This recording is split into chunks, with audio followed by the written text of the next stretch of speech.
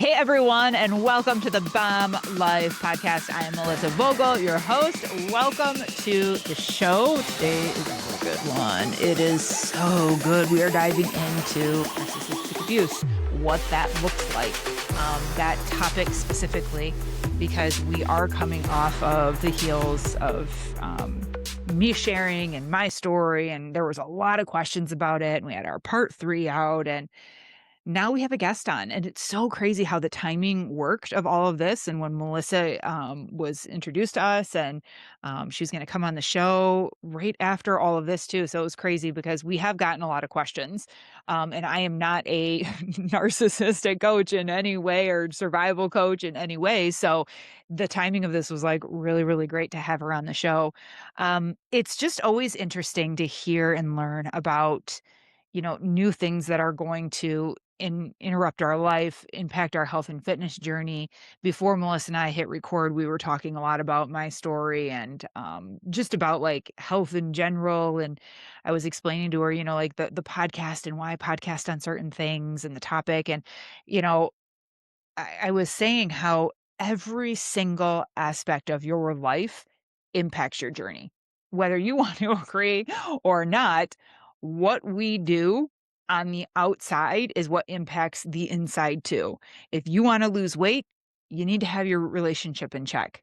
If you want to thrive in business and at work, you need to be in the best health of your life, the best shape of your life. And I know that there are a lot of people who are very successful in business and then their health lacks. That's who I work with. That's who I coach. And I know that there's an imbalance, but trust me, it always comes back. That's why I do what I do and I have the job that I have, because those people, they're like, I put my health and fitness on the back burner. I'm super successful now. I'm a CEO. I have this business. I'm running this. Like everything is going. I have this great practice, but I'm fat. I'm out of shape. There's that imbalance. And the same thing happens with relationships too. If there is that imbalance, it will come back and bite you in the ass. And that's why we talk about things like narcissists. That's why we share our stories. That's why I cover everything on this episode about the mind, the body, the food, recovery, like everything. We need to find that balance. And if you don't, the struggle will continue on. And for many people, they get stuck and they're like, I don't know why this isn't happening. I don't know why this weight isn't coming off. I don't know why I'm struggling um, to lose this last 10 pounds. What's going on, And so many times when I take people through coaching, it's like yes, you're showing up at the gym. Yes, you're trying to eat right. But this area of your life, it's just filled with just gunk and shit and things that you need to start moving because it will impact you. If you have cortisol dumping over here continuously, maybe it's just a dump here on the weekend, a dump here because of a fight, a dump here because you're massively stretched, or it's just a drip, drip, drip, drip because it's continuously just eating away at you and your life. That's going to create a problem over here while you're like, why aren't I putting muscle? Why isn't this fat coming off? Why aren't I sleeping better? Why can't I lift my arm over my head? You know how many people I've had that happen to where they're like, my shoulder's locked up. I have these injuries. And then when they start working through other areas of their life, they're like, oh my God, I have range of motion in my shoulder back. Or and it's not even like releasing areas of their life and cleaning everything up, it's just, like, talking about it, and they're like, "Oh my god, I said all the things and I'm finally free." Their back pain goes away. I know this sounds all like woo and, woo, like Melissa's lost it and stuff, but I'm telling you, all of the areas of your life come together and they impact your health and fitness journey, and if you are someone who is struggling with this and you're like, I don't have a narcissist in my life, but my relationship's kind of shit. I'm not moving forward. Maybe you're not going to the gym, or maybe you are going to the gym and you're not seeing results. Like whatever that looks like. If you're just like sick and tired of that, get help. We are wrapping up summer. Kids are going back to school. It's time to get back to you. I'm going to put a link in the show notes. We are going to launch a back to school, back to you 14-day cleanup, work with me, brand new workouts. You get access to my app 14 days. 14 days, get your life cleaned up. Getting back to school, getting back to everything, and take a minute, 14 days to take a look at what is going on in your life. Can I start showing up? Will I commit to this? What does this look like? And I guarantee you at the end of those 14 days, if you stick with it, you will have such an insight of like, this needs to get fixed. I need to keep working on this. And holy crap, I feel good because I have like 9 solid workouts done. Think about that. So go to the show notes, look for our Back to School, Back to You Fit Body Method program that is going to be starting August 31st. We cannot wait. I'm looking forward to it, and it's going to be all new brand workouts. So if you've ever worked out with me before, if you ever done the Fit Body Method before, no, it's all new and all new. Now, with that being said, today's guest is Melissa Rymer. She too wants you to live your best life ever. And she is a narcissistic abuse survivor turned advocate. She's a certified recovery coach and certified divorce coach who helps victims escape manipulation and rebuild their future. Now, she helps you understand that sometimes the person you loved most was quietly destroying your life. Like, this is who she works with. What if that's happening? What if the person that you're like, I love you the most and you're supposed to love me the most, you're destroying me? Like, this is slowly eating away. She's not only a survivor, but she turned her story into the victim to warrior method that has reached women across the globe. She's a certified recovery and divorce coach, author of 7 books. She's the creator of the Warrior app, which we talk about. You guys have to check that out. And the Warrior Ways program for life after abuse. And today she helps victims escape abuse, outsmart toxic partners in court, and reclaim joyful, grounded, faith anchored lives. Melissa's incredible. You guys, wait till you hear about this app. She says it's like healing in your pocket. They also have a 7-day free reset. It's like a warrior wellness reset. We're going to put links to that into the show notes. And then also, she has a free questionnaire. So if you are listening to this, and this is really important, you guys, and we talk about this near the end, if you are someone who's like, I don't know, I can relate to a lot of what you're saying, but I can't relate to everything that you and Melissa said today. But I have questions now. Take this questionnaire and answer it as truthfully as possible, because it's going to take everything. It's going to take all of the information that you give them and being honest about the relationship with the person that you're in, and they're going to give you a score, and it's going to help you see like, and I think she said it's out of like 75. And if that number is higher, that's going to kind of let you know, like, you're dealing with a true narcissist. This isn't just traits that like therapy can fix, but you have to answer honestly. And this is a free resource that we're going to put in the show notes for you guys. So lots of show note stuff. It's going to be filled for just for help for you. All right, everyone. As always, rate and review this podcast. If you're like, oh my God, I've never hit 5 stars, now is the time, and leave a review, please. It's like leaving us a huge tip in the tip jar on all platforms, Spotify, Amazon, YouTube. Like, we love comments. We love everything. All right, everyone, enjoy the show. Hey, everyone. Welcome back to the Bomb Life Podcast. Today we have Melissa Rymer on. Welcome to the show, Melissa. Thank you, Melissa. At least we won't mix up each other's names. I know people are like, which Melissa is talking?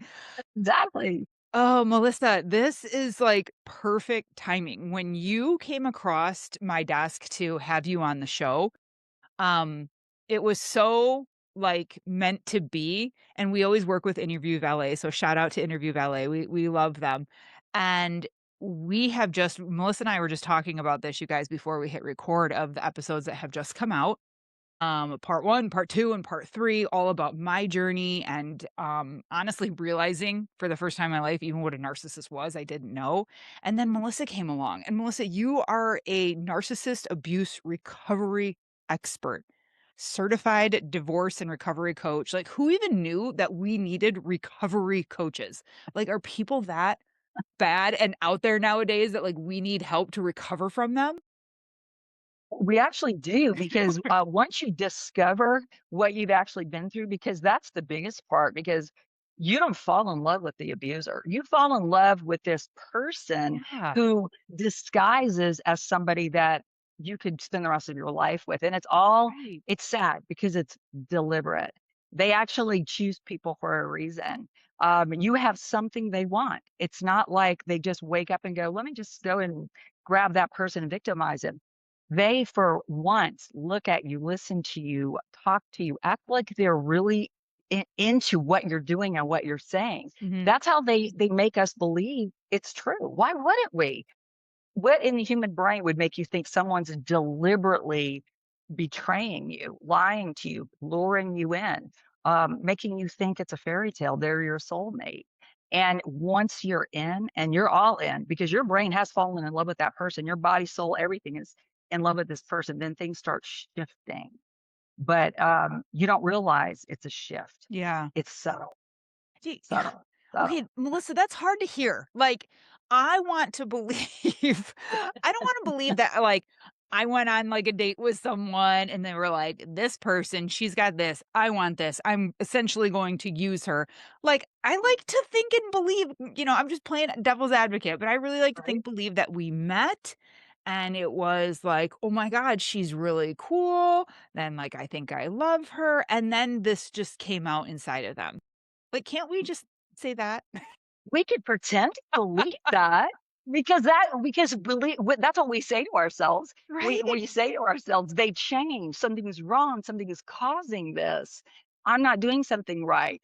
Maybe if I did this, or if I let me just try to keep the peace. I won't hit that button because it upsets them."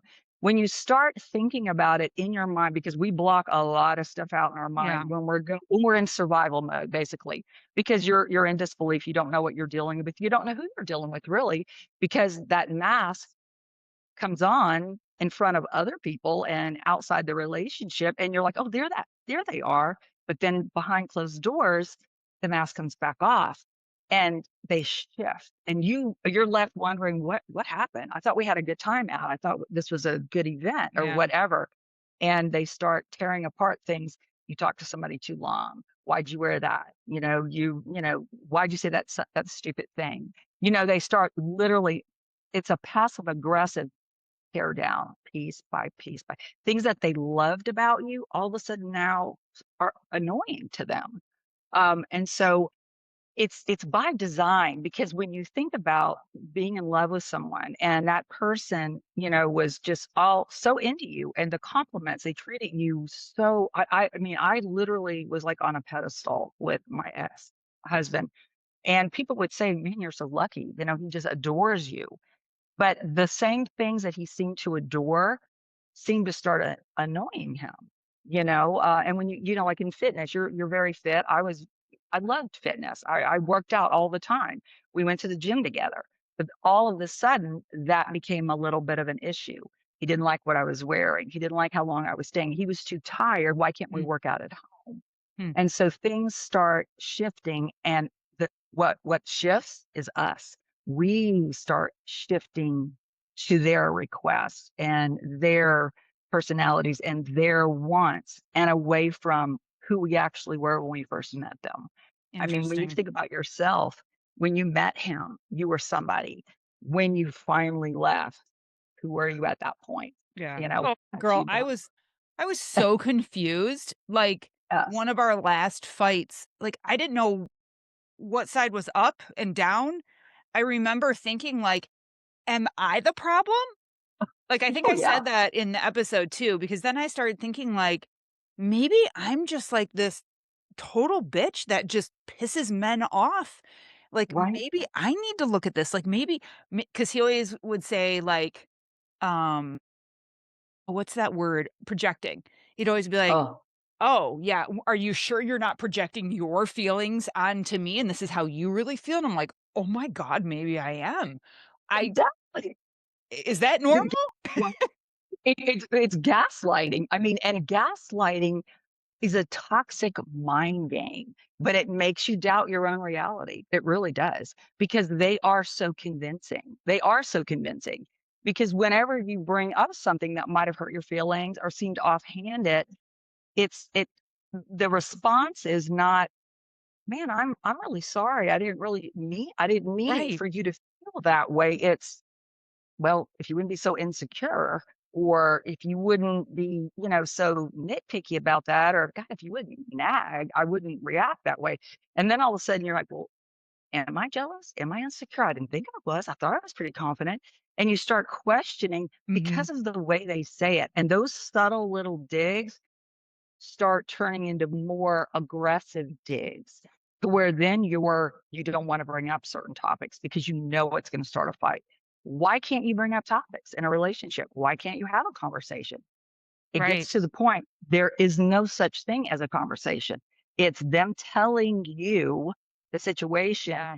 and you basically not having any time at all or any they won't allow you to get your feelings across. They shut those feelings down and just what you just said, project. They literally are Teflon. They What if literally push everything back onto you. right.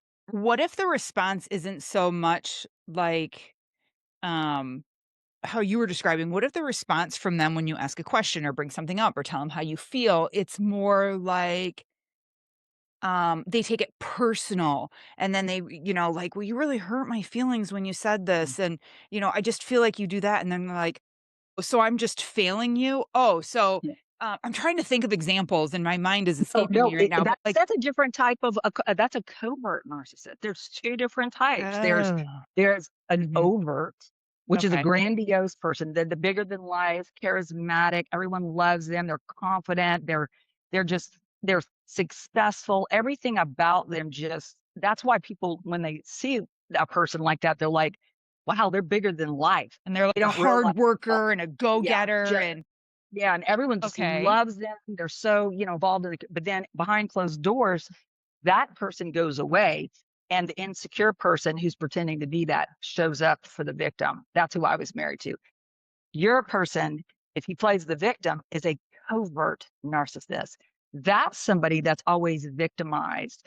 They're always the one in pain. They always want the attention back onto themselves because they're the wounded person in this situation. Even if their action caused you to be either wounded, insulted, concerned. When you voice that, all of a sudden it's like, oh, I can't do anything right, can I? You're always tearing me down. Nothing I do is right. Go fine. You're right. I'm wrong. I'm the bad guy. I'm awful. You're perfect. Mhm. And so then you are feeling bad about, well, maybe, God, they're really insecure. Maybe I need to be more cautious about what I say.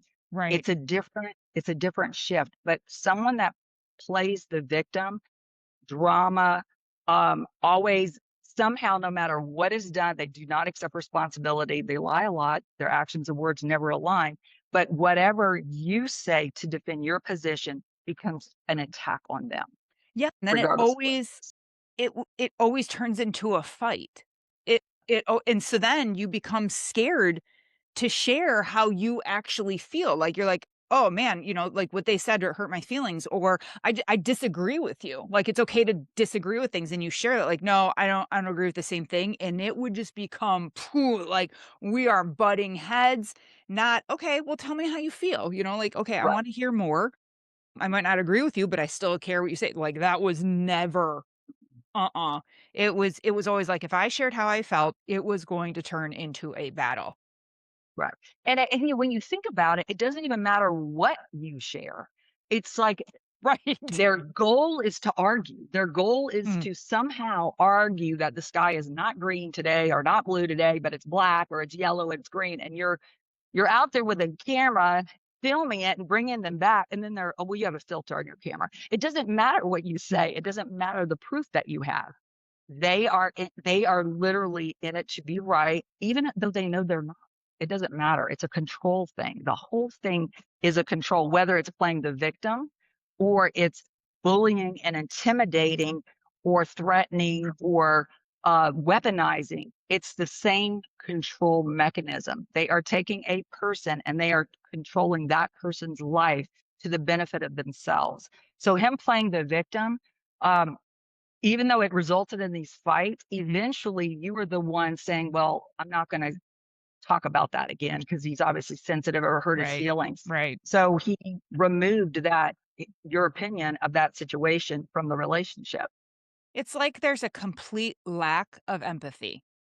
There's none. Yeah, none, none. And Well, how many times did he say he was sorry and really mean that? He was not just, well, I'm sorry. And then it follows up with a but, the conditional yeah, apology. Well, I'm sorry, but if you wouldn't have done that, then I wouldn't have done that.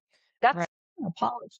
Right. Or the sorry Yeah. came like 48 hours later. What if the apology comes way later and then it's like, that doesn't even, like, count. But No, empathy is a huge part of being a human, I feel. it You is. know, like, It is. to be able to stop and step back and be like, "Okay, what is this person going through? I'm gonna have some understanding," whether that's your partner, the person on the street, the person that almost rear-ended you. Like, Right. hold on, let me just see how they feel, how I feel in the like, I feel like it's just gone. It's just not there. Well, and if they're a true narcissist, and people have narcissistic traits. Some people have, That's what I was gonna ask. Are there I mean, levels? some people have annoying traits. We all have some annoying traits. We all have some narcissistic traits. Depend. If you're Yes. confident, if you got an ego, if you're a type A personality, we carry some of that baggage. But a narcissist, a true narcissist, and they don't go and get help and get diagnosed. They basically are either forced into treatment, either rage, therapy, or because of domestic violence they're forced into therapy. And then the diagnosis comes in a forced situation based on how they are with the therapist, but they'll lie to the therapist I still. was gonna say, yeah, Um, they're telling their they- own story there anyways. yeah, they will. They definitely will lie. And if you go with them thinking that you can save the relationship, Lord, you'll be in for it too. That's a mistake. But they don't have the gene. They just don't. It's either DNA or it's environmental. So I don't know what his family life was like, whether or not he's estranged from his family. He's told you about how horrible it was. They were abusive.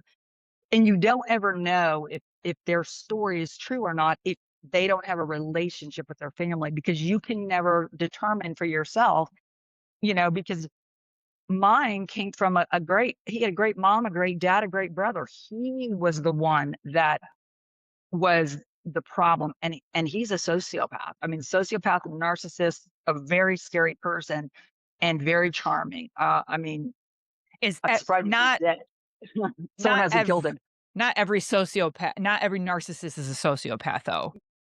No, no, no. Is And every narcissists, sociopath a narcissist?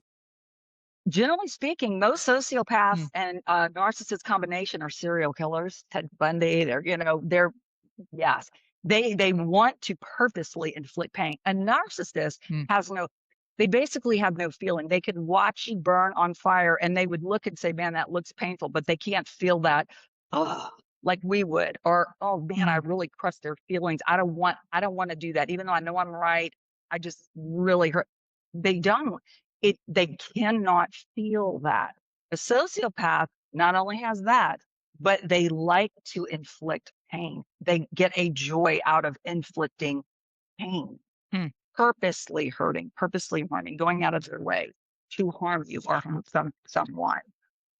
Um, and narcissistic traits, although annoying, it's whether or not you can deal with them. I mean, how annoying are they?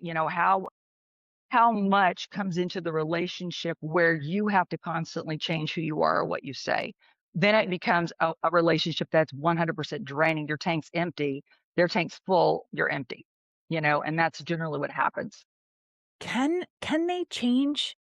Because I gotta believe that there's going to be women and men listening to this and going, "God, you are describing my husband or my wife or my partner, my boyfriend, girlfriend, and I see these traits. I don't know if they're a full on what you guys are describing, but I see these traits, and yes, it's impacting me. Can they change? Like, what if we get them into some therapy? Like, can they change? Is there hope, or is this just who they are, and I have to decide if I'm just okay with this?" Right. Well, I have many, many clients that are in all different phases of that. Mhm. If they are a true narcissist, they will not change. They will become a chameleon for whatever the situation calls for to get whatever they want. Ew. They eventually can. It's almost like an actor. They're on set. They're this character, and they're that character the whole time they're on the movie set. But they can't be that character all the time because it's not who they are. So when they're in their own homes or whatever, they can take that character off and be who they are. That is a narcissist, a true DNA, a narcissist. They are this character, depending on where they are in their life, who they're with, who they're in front of, when they go home, and which is why the victim gets the brunt of this. They have to take that that mask off, and they have to become who they really are, which then it can involve resentment, it can anger, drinking, addiction, all kinds of things to mask this effort it took to be this other person, to be liked, to have this great job, to You're saying the narcissist comes home and yes, drinks, gets high. and takes the mask off and becomes who they really are. And that's why the person with them sees such the ugly side. We're the ones that because you can't be that actor all the time. There has to be a time where you go Right. and you come home and you take off your acting Right. clothes and your character and you become who you really are. And that's when we start seeing the mask start coming off. And what I call it, it's the monster beneath the mask, because it's shocking to the victim who has fallen in love with that person on the outside. Now they're with that person in marriage, children, home life, and they see this ugly side of this person that no one else sees really. I mean, because they're very good at masking it, because they want to be liked, they want to be cherished, or they want to be victimized, they want to have attention, all of those things, because they can't produce any of those emotions themselves. So they're getting their hit of heroin from a human, from the other people around them. Hmm. If someone is a true narcissist, they cannot change. They can't physically change who they are. They can try, they can go to therapy, they can get on Xanax or whatever. But the minute they get um, tired of faking not being who they really are, that's going to come off. They cannot sustain it. Now, someone with traits, somebody with narcissistic traits who actually feels empathy, they might be, a dick or what, pardon me, they just may be, that type of person, but they actually, when they see their grandkids cry or their dog gets hurt, they actually demonstrate true feelings. They feel bad. Those people actually have hope if they want to change. I have clients that my coaching is teaching them how to cope with that person's behavior, because they don't want to get a divorce. They can't get a divorce. And this Right. person is just it's negatively affected their life for years. So it's boundary setting. It's gray rocking. It's basically not engaging when this person wants you to engage and tear you down and rip you apart and leave you in a puddle. And Does the then walk away partner with a smirk know? on their face. Do they know you're working with their partner to be able to cope to live with them? No, most of the time they don't know. No. Most of the time they don't. That'd be Most of the time, terrible. notice it's horrible. It is horrible, because you're never going to fully escape the uh the pain that you're going through with that person unless you leave them. But sometimes it's just not an option. I Sometimes know. with kids, sometimes they control the finances. Most of the I time they know. do. And so keeping your sanity is the only way to cope with it. So it's yes, it takes a lot of strength, a lot of boundaries, a lot of deactivation, non-engagement, which does tick the narcissist off. But it's very difficult to argue with someone who's not going to argue back, or Right. who's not going to give them that emotional rush that they're seeking. It's like arguing with a wall or a Right. rock. That's what we call it, gray rock method. Right. Yeah, that financial part. Does that just that's like a planned kind of I don't know, not a planned thing. I just growing up, I remember that because I have shocker. What I experienced in childhood followed me along into adulthood. I just remember, there was no out because there was no money. Right. It wasn't an option. There was no way to do that, and that's pretty normal, huh? Pretty common to Yeah. Well, most abuse involves financial abuse. Even in my situation, because I was in the finance industry before I retired, like 40 years. And so I did very well. I was an executive. I had my own house, car, money, pinch, all of it. I mean, I did really well. They were very good to me. So I was very independent financially. Um, he appeared to be very independent financially as well. Mhm. Business owner, entrepreneur, all of it was lies. When man, I mean, big lake house, was in foreclosure. He had a squatter living there. He said it was it just the stories, the yacht he stole from a neighbor who died. I mean, it was just it was these lifetime movie situations. So what you would see would be something that who could possibly think someone would be faking all of that? Mm-hmm. But they are until the next situation comes around, victim or whatever, where and that's why I say they do choose wisely. If they're with someone that can't give them something, status, maybe just a beautiful person on their arm, so they look like they have status, so they are impressive in the outside world. Maybe it's your family, maybe it's your Sex. career. That And you know what? Normally, that part of it is very, very the chemistry. It's explosive, because they have no boundaries. So it is almost like a free life. It's like wow. Yeah. You know.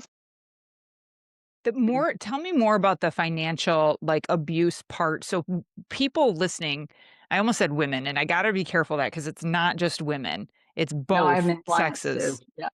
Yeah. Um, how do you know if you're being financially abused? I mean, I realize that sounds like such a stupid question, And it's but not. I don't. How would It you know doesn't that? happen very gradual. We do a lot of videos on our social channels because reenacting what it actually looks like, because I call it invisible abuse. Yeah. Most of the time it doesn't involve physical. Sometimes it does. It gets to mine got to physical, but it was more of a me just trying to escape than it being police bruises and all of this. It's The financial abuse starts very small. Like if you are married, you both work, it'll eventually be, well, I make more money. So why don't you let me control our finances? I can invest better. I'll make sure our retirement's set up. You can work less hours, or you know what, your job's really demanding, and I really think you should spend more time, at home with the kids or with me. Why don't you take a lesser payer job? I can make up the difference. I can pay our bills. All right, then you might make a career switch. You might say, okay, well, that makes sense. Or, you know what, I'd really love to start our family.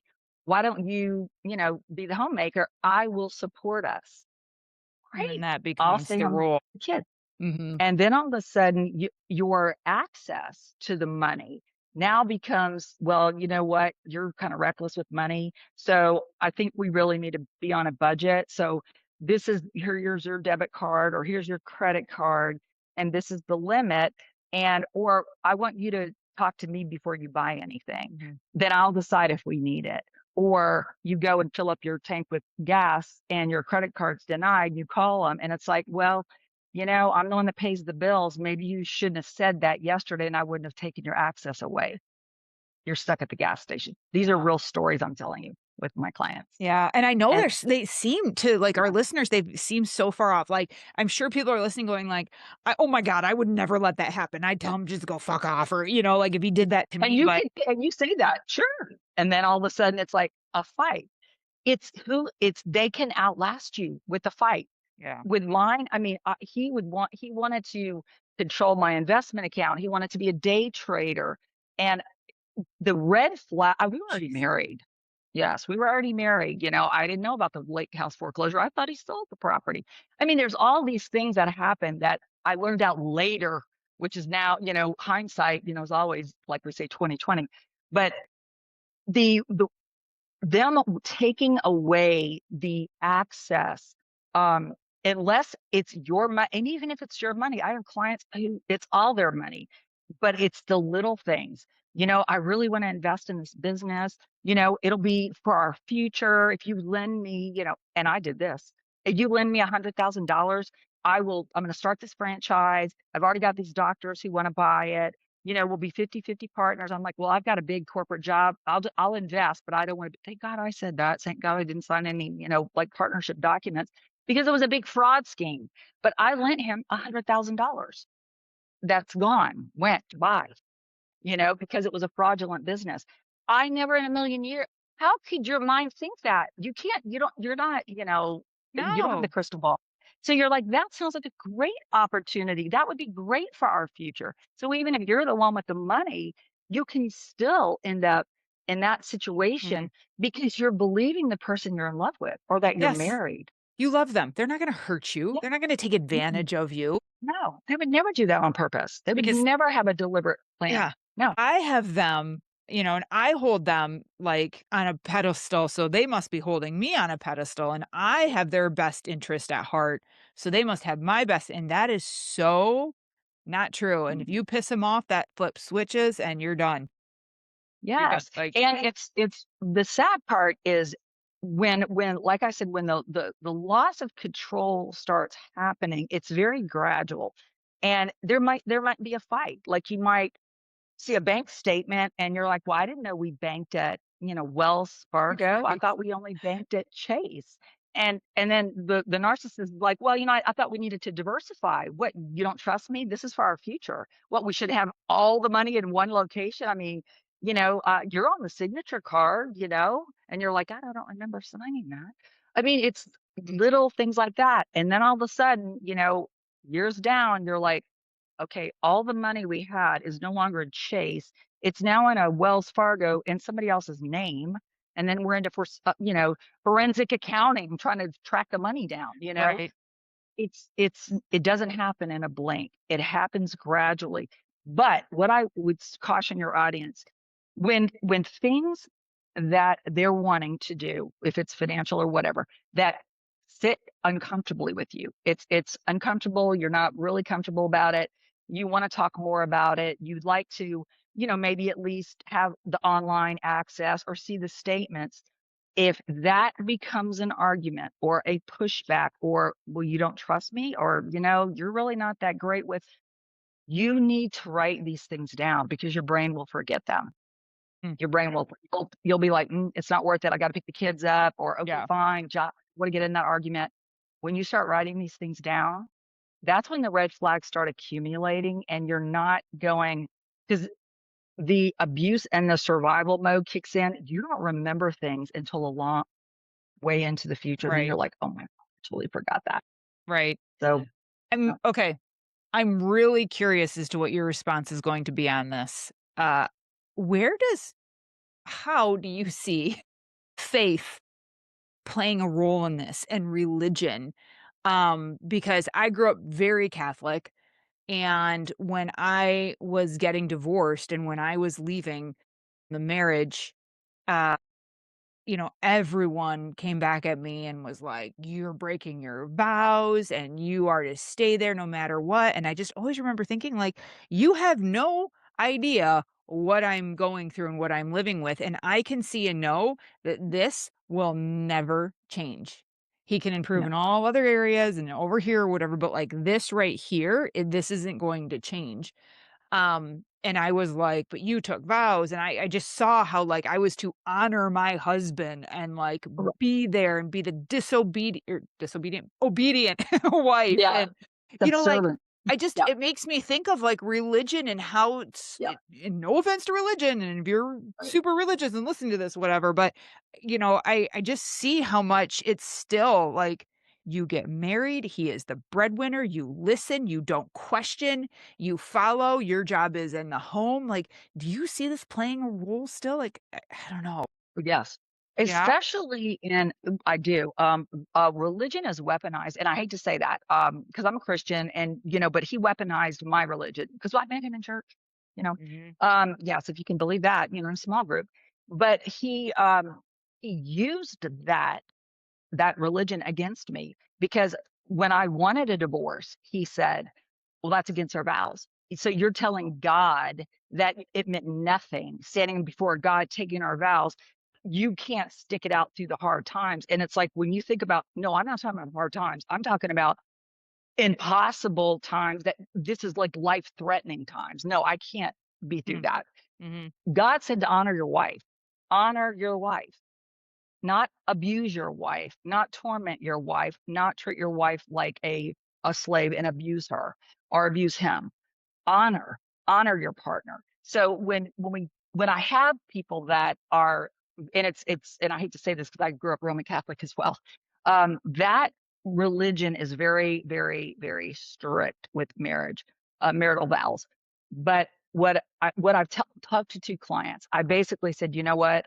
If you do not want to get a divorce because your religion, you do not have to stay in that. You could get separated and live separately. You'll just be married forever. If that's in your head, at Mhm. least you're not going to be putting up with the abuse and you're not divorced. You'll never be able to get married again, unless you want to break some other laws. But I have two clients that they live separately from their spouse because they absolutely cannot.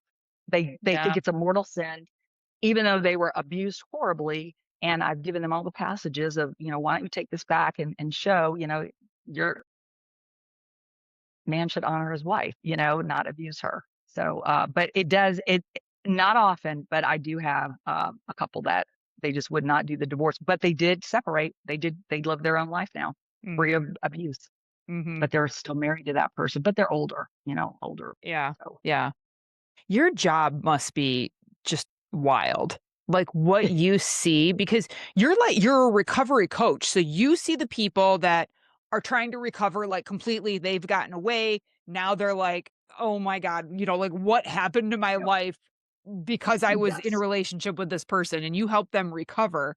And then like we're finding out now too that you help people that are like, we're just finding a way to like live and get through this. But your stories must be wild in what you see. Like, how do you even stay calm? You must be like woosah, like all the time of like just breathe because you can relate so much Yeah, to it what they're triggered going me. through and Yeah, I trigger do. things for you. Yeah. Yeah, they're very triggering because the terror and the pain and the just the overwhelm. Yeah. When I was going through it, because I didn't say a word to anyone. I mean, I had this big job. I kept a facade on. I was isolated. I hid it. I lied about it. Isn't I that stopped crazy going to how we do things. that? Like Yes. no one knows Yes. like what we were going through. No. And then everyone's like, what do you mean? He seems so great. Exactly, exactly. And then when you finally unload on them, they're like, "Well, I can't believe you stayed that long." And it's like, please don't say that to anyone Right. because they don't know what you're going through. They don't know that the first year or the second year were really great. You're like, this is. I mean, there were things that Yeah, there were things. were Yeah. yeah things, but not enough to make or break a relationship. Mhm. But those things start piling on top and piling on top and piling on top. Then it becomes more than just, "Oh, I'm just gonna leave." When I told him I finally wanted to leave, I was not prepared for that war because I just said, I'm done. I can't. I'm divorcing you." And we were in my house. I owned it. I bought it, and we were sitting in my foyer. And he started laughing because he was crying about how I had hurt his feelings on something, and I was just like, I can't live through this anymore. I want a divorce. I want a divorce. I went out. And he stopped crying, fake crying, and he started laughing, Oh, like shit. demonically laughing. And I'm like, and I'm a screeching mess. And he said, "All right." He goes, "Well, pack your bags and get the F out." I I'm went, "Pack sweating. my bags. Pack my bags and get the F out. This is my house." He went, "Well, I'm not the one that wants the divorce. You do. When you're married, you can't just kick the other person out unless there's violence and the police are called." I know. That and so I'm like, "Wait, what?" I'm like, "Wait, what kind of game is this?" I had no idea. And that lack of empathy, boy, they can turn that off, just dial it right off. You're a mess. You're like just, emotion a wreck for days. Not them. He literally turned that off. And I So went, I'm in trouble here. I'm what in ha big trouble here. what happened next? Well, the sad part about it is it did turn violent. It turned violent. That day? I Not that day because I just slammed the door and locked myself in my room because I thought I didn't expect that. So this is Right. not tomorrow we'll have a conversation because we're miserable. And he was a recovering alcoholic and he's drinking again. And so I'm like, I am we'll just deal with this tomorrow when he's sober. No, it just became worse. It became worse. I mean, the things that he did after that, I did not see coming. I did not see coming. And Well, he knew it he it was wasn't. losing you, right? So Yes, just his comfy life, oh, all of it. Yes, yes, yes, yes. And it did end up in violence. I mean, he actually tried to throw me from my own car out while it was moving. I was driving. Can you imagine throwing the Oh driver my from the God. car? Talk about not think it. They have no fear. That's the problem. Is they have no fear. You're terrified. They're getting off on it because they have that. They don't have the ability to have that fear. So yeah, I eventually it took me 3 years to get a divorce, and I have a lifetime restraining order against him. But even a restraining order didn't keep him out. He broke into my house. He stole my dog. I mean, it was horrible. Yeah, no one would help me. Oh my I had God. to literally risk my life to get the dog back. So yeah, I it was not good. You're like triggering memories for me right now. I just Yeah. remembered something that and I didn't share this, the laughing. I forgot about the laughing when Yes. when things were starting to de-escalate only because he was like gassed out and when he was like everything was happening. I was crying on the floor and he was taking the door and slamming it on me. Got my way in between the door and he was slamming it on me and someone had stopped it so he couldn't. And I remember thinking, or maybe I said it like, "You're gonna go to jail," or like, "What are you doing?" Or "You're gonna pay for" I don't know, whatever was coming out of my babbling, crying mouth at the Right. time, and he started laughing. I totally forgot about this, Melissa. He started laughing and was like, "I can't go to jail. That's not gonna happen." And just the laughing, and I just remember thinking like, "What the fuck just happened and you're laughing?" Like, And who is this? Who is this demonic person? That's what you yes, because it's like you are a hysterical mess, and they're no laughing. remorse, Mm-mm. black. Just Yeah. black. And it's Yeah. scary It's because really scary. Yeah. yeah, and I know women listening to this and men, they're probably like, I mean, I get this, I see this, but like that would never happen. Like my partner, my wife, my husband, like, yeah, they're a dick, but like that would never happen. And I'm sure you want to urge people too that like never say never. No, because when you find like when you come to the realization that this is not what you signed up for, you're not happy, you're miserable, you're giving up all your friends, you're This is being getting worse. every event is being ruined by this person. You're isolating yourself. So you've completely changed who you are. I wasn't going to the gym. I mean, he would unplug my Kindle, the battery be dead because he didn't want me reading at night because it interfered with him trying to tell me about his day. I was like, and I had this big corporate job. I'm like, I would sit in my car on the highway and I'd be like, please have a wreck. Please let them close the highway down so I don't have to go home. Oh, Sad. I didn't want to go home to my own home. It's so sad, so chaotic. But when you get to the point where you're like, I am not going to live this way. I'm too young. I'm not going to live this way. I am not going to give up 100% of who I am for this other person who is now showing me just morsels and crumbs of affection, and I'm settling for it. When you decide that you want to leave, that's when it becomes the most dangerous. It does because God, that's that is when so true. Oh, it is, and that's when they are desperate, and that's when your threats and well, I'm going to leave and we need to do this. And if you don't do that, we threaten because we're trying to fix. We're hoping and praying that this person that we fell in love comes back and that whatever's wrong with them can be fixed and they can see and I don't want to lose you. I don't want to lose this. So I'll do anything. No, that doesn't happen. And then finally we're like, well, okay, I've tried everything. It's not going to work. I have to remove myself from this situation. That's when that's when they get desperate and that's when they start doing things to make you not leave, to make you not yeah, end the relationship. And that becomes very threatening, very bullying, very coercive control, turning right. people against you, smear campaigns, all of the All hitting of it. below the belt. They don't care as long as you stay and you're controlled and they continue to get what they want. Oh, and I'm sure like, I hate saying that. I hate hearing that or no, I'm not saying it, you're saying it. I'm sure you hate saying it because I do. I don't want people to listen and be like, "Well, I'm not gonna leave then if it's gonna get bad. Like, I thought this was bad, and you're telling me once he knows I'm out, it's gonna get real worse." But you have to know the truth. People have Yeah. to know the truth, and, like, we're not making this shit up. Like, No. we can see this happens to not just us, it's happened to many people. Like this is what you Millions see. of people. Millions Millions. of And people. if you know Global. this, then there's a way, like, bring the police with you, have someone to Yep. keep the peace, like, have other people around, Yes. like, just if this is information that you need to know as much as it sucks, at least now knowing this, you can do and Well, make your and next some move smarter. people, well, and some people are, most narcissists are not violent. Okay. A sociopath with, a narcissist with sociopath traits, they fall into that physical harming. I mean, mine wasn't, I mean, he didn't like a punch, but he restrained me. He would sit on me. He would block me in places. All of that is domestic violence. Oh, yes. Uh, but most narcissists, what they'll start doing is just they'll turn people, like, they want their story Mm, to the false lie. So they'll start spreading these little rumors about you to other people because you're not happy. You want out. If I really want a divorce. I don't think I can handle this anymore. Then they'll start telling people in your outside group things about you. And if you start noticing people pulling away from you or saying, offhanded things to you that seem weird, maybe you're not invited to places anymore, or maybe they're, I saw so and so, he seemed really sad, he was at our barbecue, and you're like, what barbecue?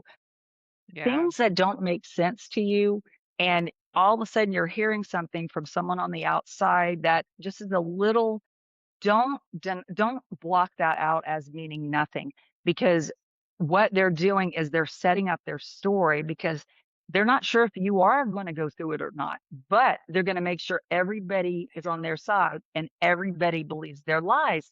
And then this is why it's hard to leave. This is why it's hard to leave. But that is the environment you're in. Is that what you want the rest of your life? And there's steps. That's why, this 7-day free trial, Warrior Wellness Reset is that we're offering, is basically to give people just a little action step every day, just to start thinking with clarity again. Because when you're in this situation, your brain's fogged out, your nervous system's out of whack, Mhm. you can't sleep, your cortisol's running, rampant. And so you're in, how do I keep the peace mode? How do I keep the peace mode? How do I settle things down? How do I figure this out? You're never giving yourself a chance to just breathe and be calm and Right. think things through, So, with okay, so is this clarity. something that they sign up for, and are they getting an email, a text? Like, what does this 7-day thing look like? It's a free, program that we're doing, and they can get it however they want. They can get it through email, they can get it through Okay. text, and every day they will get an action step. And we call it, what we call it is our 4 pillars of healing, and it's, emotionally, physically, financially, and spiritually. And Okay. spiritually can just mean, it can mean religion, or it can mean your passion. It's those are the things that you give up when you're in an abusive relationship. Mhm. You get torn down in these different pillars, and one may be, you may be, it may be the emotional drag down. That may be your pillar that's broken and that you need a reset on. It Okay. might be financial. You're like, oh my God, I have no money. I don't have any choices.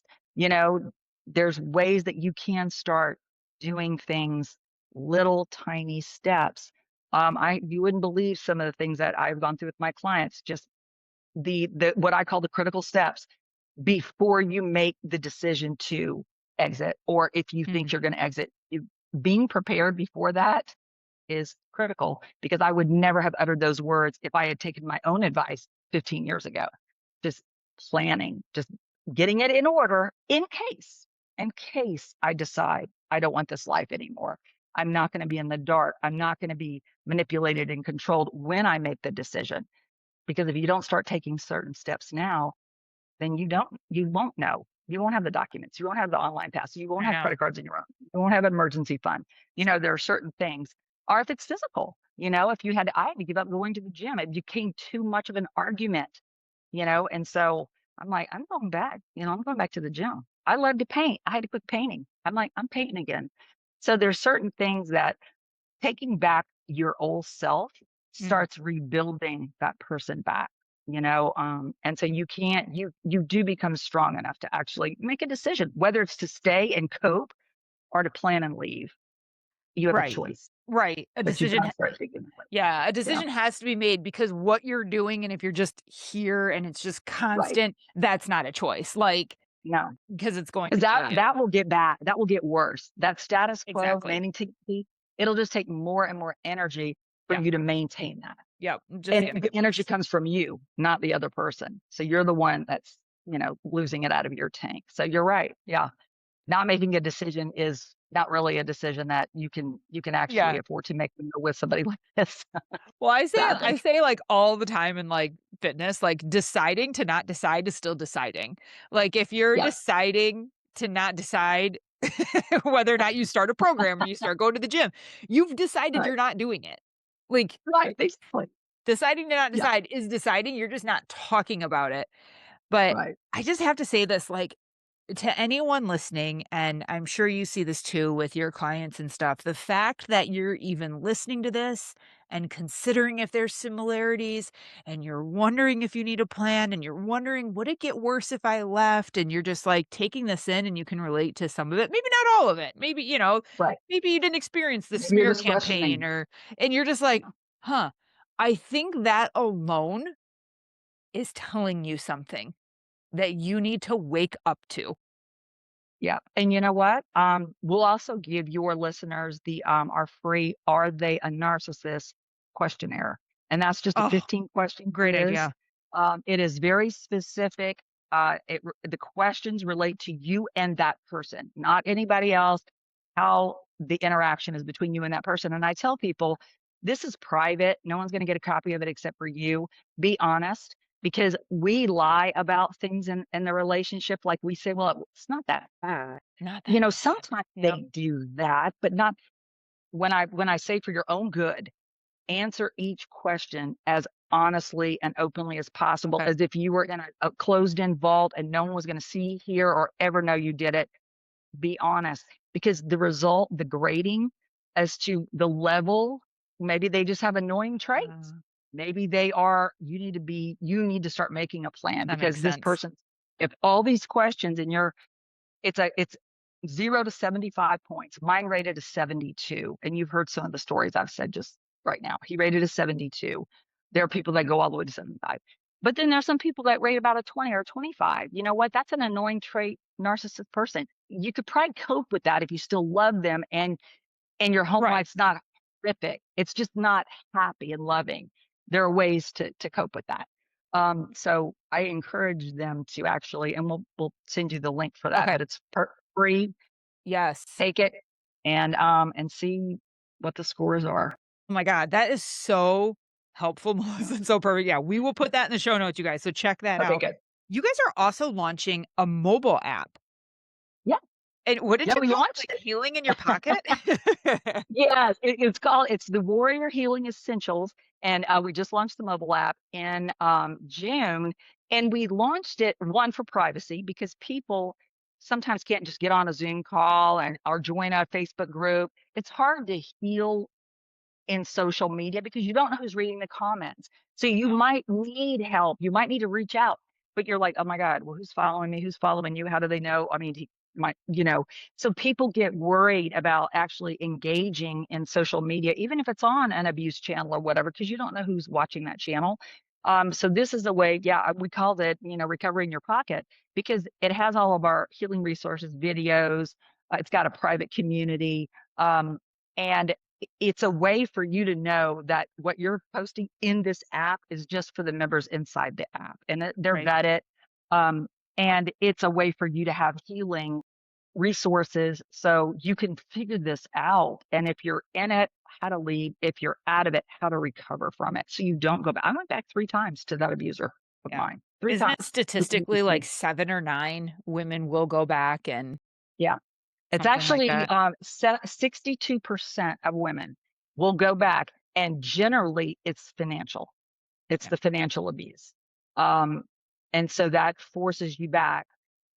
Many times it's the love bombing, and you fall for it because your brain remembered how good it was in the beginning, and they become that person again. You're like, finally, they realize I had to go to this extreme to leave them, and now they realize it. Oh God, it's so Tell much me. worse. Yes, Bad. explain Worse. what love bombing in because that I remember and I didn't know. I was just like, "Oh, see, I'm such a bitch. He's so Yeah. nice and like Oh, yeah. he did this for me and look at everything he brought over for me." And like, oh, I am so ungrateful. You know how many times I've Yeah. called myself ungrateful, Melissa? Oh, yeah. Oh, yeah. I know. I mean, and it's the things, it's so oh, it's sad because the things that they remember, the only time they really listen to us is in the beginning because they're gathering their information. It's like, I hate to say that, but it's true. If they're a true narcissist, they are gathering information about you. So they seem interested. And it's so funny because I tell people if their words and actions don't align, that is the biggest red flag you can have that because that's basically lying. That equals lying. So if you're new to a relationship and they're all of a sudden loving everything you love, why don't you check out their social media? Do they like to go to the beach? I mean, mine told me he was a beach lover. I went to his, I didn't know. I went years later when I was gathering information. We're going to a trial. He never went to the beach. He was a snow skier. It's like, why would you tell me that? I didn't know. But it's like they will mirror. It's like looking at yourself. This Yeah, person talking back to you is like, oh my God, there's so much like me. chameleon. This is so awesome. Yes. And so it's just gathering that information up front because they'll use it when they're, especially when you're in a fight or you leave.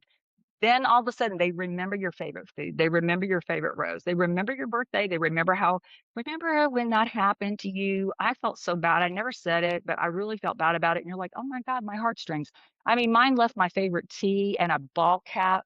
I love pink in my mailbox. I had a restraining order against him, restraining order. And he left that with a little note with a dragonfly, because I'm a dragonfly person, in my mailbox. Guess what? I mean, he didn't give a crap about dragonflies, but everybody in my life knows I love them. Now there's a little dragonfly in there with a little note, my favorite little can of How sweetened sweet. tea, and a little ball cap. And I was like, and I'm thinking to myself, those floodings of feelings of he's feeling remorse. No, Mhm. no, that's not what that means. That's what that means. Interesting. Okay, Yeah. back to the app. Sorry, I Yeah. totally, Yeah. like, Okay. sidetracked you, but the app Yeah. sounds Yeah. incredible, and I loved how you said, like, people can get into that. It's private, and Yeah. it's this community, and they can talk through, like, "Is this Yeah. traits? Is this full-blown narcissism? Should I leave? Is this abuse? Is this Yeah. not?" Because like you see and when you're in it, you don't know. You don't No, you know know, freaking and clue it's what got a narcissist was. no, Oh, absolutely not. And it's got it's like your accountability partner. It's got a Monday, Wednesday, Friday reset. So Monday you'll get something saying, "Hey, it's Monday nice. morning. This is what I want you to do today." Then on Wednesday, "Hey, did you do that?" It's a reset. Let's talk about this today. And then on Friday is, you know what? Let's celebrate some wins because, like you said, making a decision not to make a decision when you're in this situation is a win. You've decided I'm not going to do that. You didn't just sit there paralyzed. So Friday we celebrate wins, but it is a very it's action driven. So you can do as much, you can read as much, or you can be involved as much as you want. But the information, the education, the library, the resource, the videos, the weekly reset, the live events, the Q&As are all in there, and it's $9.99 a month. That's it. That's Wow. the subscription. We made it to where it no one, even a financially abused person, can get that. And we take, like you could get a Visa gift card, and if you pay for the year, it's only $105. So you could actually take a Visa gift card and and then it doesn't Pay show the up whole on your thing. statement. Yeah. Yeah. So The things yeah, we that made yeah. it to where The things that you people have could to have. think about, Yeah. and that showing up on the statement and like, oh God. Yeah. No, I Exactly. Melissa, this has been like absolutely incredible. Tell us, like, where can people find you? Where can they follow you? We'll put everything in the show notes too. Where can they get your books? Like all the resources. Give it to us. Okay. Our website is probably the best, and Okay. it's victim to warrior method.com. Okay. And that has all of our resources. It's got our podcast. It's got our blogs.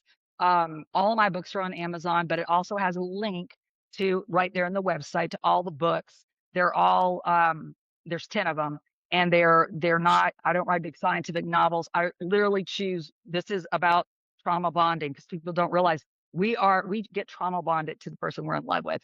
And that's the reason we forgive, and they can tug on our hearts and stuff. We become addicted to the feeling that we get from them in the original, when we were originally with them. But anyway, they all have workbooks, they have journals in them. So they're action books. They're explain, validate, and then it gives you action steps in a journal. I know I can't say it enough. Journal, because your mind will play tricks on you. Your brain will forget. You'll have these memories that you block out. When you write them down, guess what? It's your truth. Those are your words, not your narcissist lies that make you doubt your truth. They're your truth. So they're always in those books. But that's probably the best place to go is, and anything they look up, victim to warrior, or TikTok, Instagram, Warrior Talk, YouTube, all of them fall under victim to warrior, every social media channel, depending on what they like to watch. You can watch our reenactment videos. My husband looks like the villain. People want me to divorce him. I'm like, no, he's good, but he acts like the narcissist because he's acting like my ex. So he plays that part. Right. But you can actually see what it looks like. Sometimes it's hard to hear it, but when you see it, and then, then we tell you ways to combat it. So sometimes our video series are like 4 and 5 parts. So it gives you different examples, but it always tells you ways to combat it or action steps that you can take to get through it or avoid it or prevent it. I love it. It's real life, and the things that we need to see the most and things that we do need the most, they're the hardest. They're the hardest to watch. They're the hardest to hear, and they're the hardest to do. So they really, really are. And that's sometimes an aha moment for someone, because they're like, oh gosh, that is exactly what I'm living through. That is who I'm married to. That is who my sister is. That is, because it might not just be your partner. It could be an in-law. Oh, yes. Yeah. This isn't necessarily just your partner at all. This could be a parent. Yep. It could be a sibling. It could be a child. It could be an in-law. It could be your spouse's parents, and any narcissist, your boss. Yes, absolutely. Anybody that has that can totally just destroy the whole dynamics of that situation. Right. But there's ways to set boundaries and work through it if you're not, if that's not your partner. Yes, absolutely. Oh, absolutely. Oh, Melissa, this was great. I can't thank you enough for coming on and sharing your story, your experience, your knowledge, everything. Like, this is one of those episodes that I think that could be life-changing for someone, that they hear and they take it in, and things change from the moment they heard this episode, or they take it and they're like, my sister needs to hear this, and they pass it on. Yes. Absolutely. Well, thank you for having me. I really, really enjoyed connecting with you and hearing pieces of your story too, because you of all people know what it feels like. I do. I do. Yeah, this is great. And I can't thank you enough for bringing awareness to this and just not being afraid and taking a stand to talk, because I know how difficult that can be. Yeah. Well, so thank you so much for having me. I enjoyed it. Everyone, go to the show notes, give her a follow, go to the website, ask the questions. You don't have to do this alone. So everyone, stay safe, stay healthy until next time. The Bomb Life podcast is for informational and entertainment purposes only. The content shared here is not intended as medical, legal, or professional advice. Always consult with a qualified professional before making any health, fitness, financial, or legal decisions. The opinions shared on this podcast are personal experiences and insight. So if you need expert guidance, go find the right professional for you. Thanks for listening.